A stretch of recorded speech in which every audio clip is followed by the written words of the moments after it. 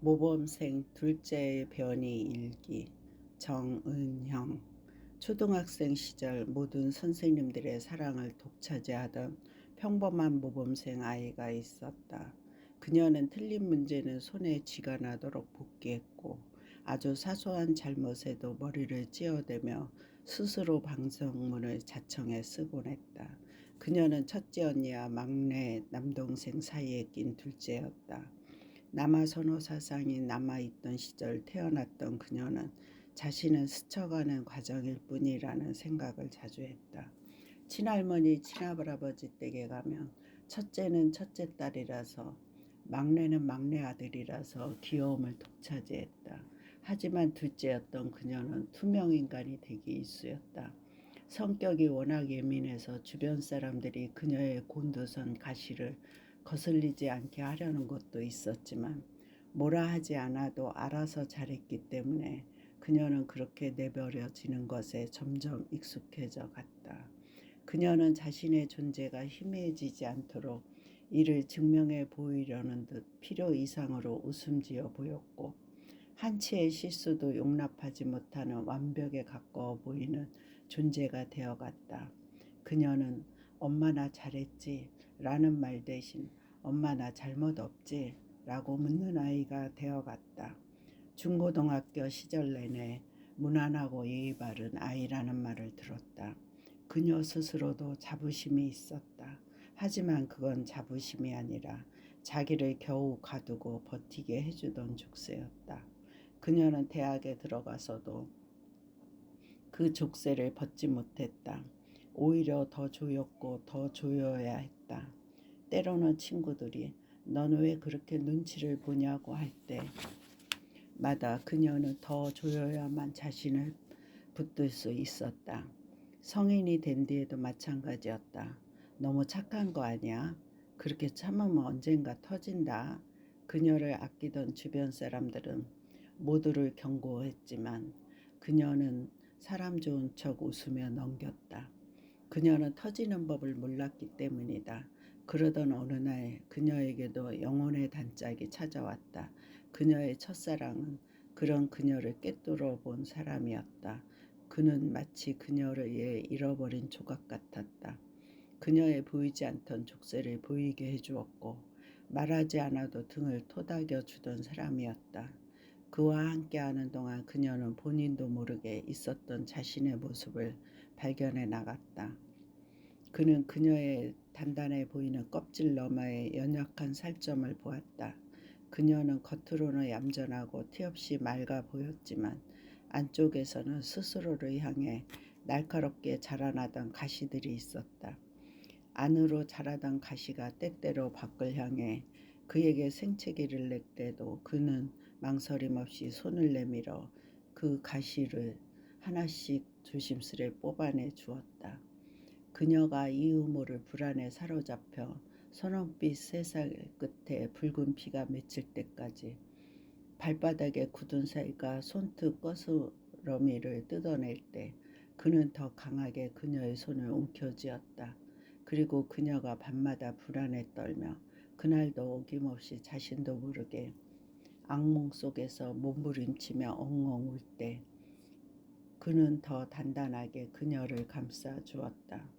그녀의 눈물은 품 안에 고이 받아 안으며 그 울음 속 가장 깊은 바닥에 고여있던 독이 손 틈새로 새어나와 점차 사라지기를 묵묵히 기다려 주었다. 그녀는 그제야 처음으로 알았다. 미움받아도 괜찮다는 것, 실수해도 괜찮다는 것, 주저앉아도 괜찮다는 것, 사람들 앞에서는 늘 허리를 세우고 숨을 조이며 움츠러들어 굳어졌던 몸이 그의 곁에서는 서서히 풀려나갔다. 그녀는 믿었다. 자신이 마침내 있는 그대로의 나로 존재해도 괜찮은 곳을 찾았다고. 하지만 봄 한철도 지내지 못하고 순식간에 바닥에 짓이겨진 백합꽃잎처럼 부모님의 반대 앞에 그들의 관계는 무참히 꺾였다. 서서히 환해지던 그녀의 얼굴은 첫잠이 짓밟혔고 다시 어둠 속으로 가라앉았다. 그녀는 그때부터 더 깊이 매달렸다. 불안에 떠는 밤이면 그의 품에 얼굴을 묻었고 눈물은 멈출 줄 모르고 그의 가슴팍에 스며들었다.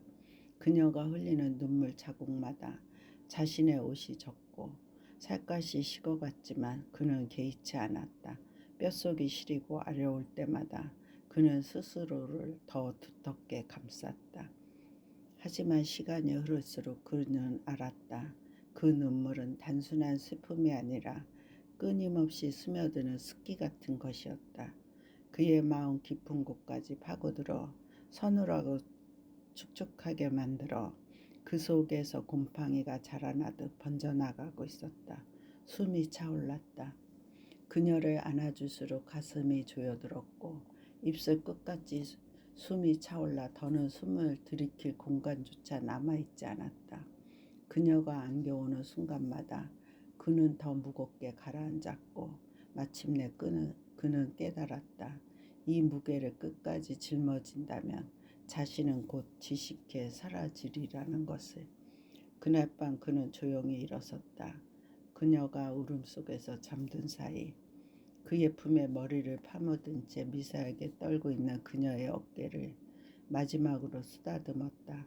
손끝에서 느껴지는 그 끈적끈적한 습기를 떼어내듯 그는 천천히 그러나 단호하게 그녀의 손을 놓았다. 문을 나서는 순간 그녀의 방 안에는 아직도 눅눅한 눈물 냄새가 가득했다. 그는 그 냄새가 등을 따라붙는 듯 느껴지며 차갑게 식어버린 새벽 공기를 들이마셨다. 그렇게 그는 떠나갔다.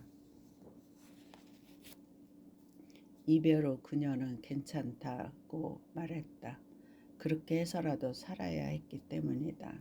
그리고 그녀는 괜찮은 사람들을 만나기 시작했다. 전문직, 의사, 대기업 임원, 잘나가는 사업가 집안의 자제, 어디 하나 빠질 데 없는 사람들과 어떠한 오차 없이 긍정적으로 주입된 표정을 짓는 자신, 웃음의 각도, 고개 끄덕임의 속도, 눈빛의 반짝임까지 계산된 듯 매끈했다. 그녀의 본 모습을 숨길수록 그 사람들은 그녀에게 호감을 가졌고 그럴수록 그녀는 두껍게 덧입혀지는 막에 자신을 가두었다. 처음에는 힘들었다. 하지만 시간이 갈수록 그녀의 미소는 더 자연스러워졌고 그 자연스러움 속에서 오히려 본 모습은 점점 더 깊은 곳으로 밀려났다. 그녀가 진짜로 느끼는 감정은 말라붙은 낙엽처럼 부서져 가고 있었고 대신 그 자리를 두껍게 겹겹이 덧입혀지는 투명하고 반짝거리는 막이 대신했다. 그 막은 처음엔 보호막 같았다. 사람들이 그녀를 더 좋아했고 더 인정했다. 그러나 곧 그 막은 스스로를 옭아매는 껍질이 되었다. 껍질은 날이 갈수록 두꺼워져 숨이 막히도록 조여왔다. 그녀는 편안해 보였지만 그 편안함 속에서 조금씩 확실히 자신의 모서리와 울음과 생기를 잃어갔다. 소개팅 자리를 마치고 집으로 돌아오면 거울 속에는 완벽하게 웃는 얼굴이 있었지만 그 눈은 이미 불투명하게 마모되어 버린 플라스틱 인형처럼 텅 비어 있었다. 그녀는 그 공허를 애써 외면한 채 옷을 벗고 습기 어린 껍질을 조심스레 눌러가며 다시 안으로 숨었다. 그리고 현관에서 마주한 엄마의 얼굴. 엄마는 미소 지으며 말했다. 거봐, 이렇게 잘난 사람을 만날 수 있는 것도 내가 그동안 잘 참았기 때문이야. 그날 이후 그녀는 종종 살이 따끔거리는 기분을 느꼈다. 어깨에, 팔뚝에, 발등에 작은 거울 조각과 유리 조각이 박혀 있었다. 엄마는 매일 밤 그녀가 잠이 든 사이에 그녀의 몸에 하나씩 어스름한 달빛에 빛나는 조각들을 붙여나갔다. 이걸 붙이면 더 반짝여 보여. 사람들이 널 더 좋아할 거야. 다 널 위해서 하는 거야. 처음에 반짝이던 그것들은 그녀를 누구보다도 더 빛나게 해줬다. 그러나 머지않아 날카로운 조각들은 곧 그녀의 살을 찢고 들어가 피를 냈다. 그녀는 점점 움직일 수 없게 되었고 거울 조각은 그녀를 빛나게 해주었지만 동시에 그녀의 본 모습을 감추는 단단한 껍질이 되었다. 거울 조각 아래에 감춰진 살점은 썩어가고 있었고 상처는 굳은 살이 되어 피부는 더 단단해져 갔다. 하지만 아름답게 반짝이는 피부 속에는 억눌린 고름이 터질 대로 터져갔다. 그리고 눈동자는 형체를 잃어갔다. 그녀는 점점 더 두꺼운 막으로 그녀를 감쌌다. 그러던 어느 날 그녀는 직장에서 실수로 상사에게 반박했다. 죄송합니다. 하지만 그건 그 순간 입가에서 거울 조각이 툭 떨어졌다. 그녀는 혹여나 이 모습을 동료들이 볼까 두려워 입안에 가득 채운 거울 파편들을 입에 문 채 회사를 도망쳐 나왔다. 집으로 돌아온 그녀는 입안 가득 생채기를 낸 거울 파편들을 토해내고 욕실 거울 앞에 섰다. 거울 속에 그것은 얼굴이 없었다. 비어 있었다. 거울 너머로 점액질에 주름진 형체만이 아무 말 없이 자신을 응시하고 있었다. 거울 속 그것은 인간의 얼굴이 있어야 할 자리에 텅 빈 공간을 품고 있었다. 마치 잘못 빚어진 도자기에서 얼굴 부분만 푹 꺼진 듯 그 자리는 윤곽조차 희미했다. 하지만 그 빈자리에는 이상하게도 시선이 느껴졌다. 보이지 않음에도 응시당하고 있다는 기묘한 감각.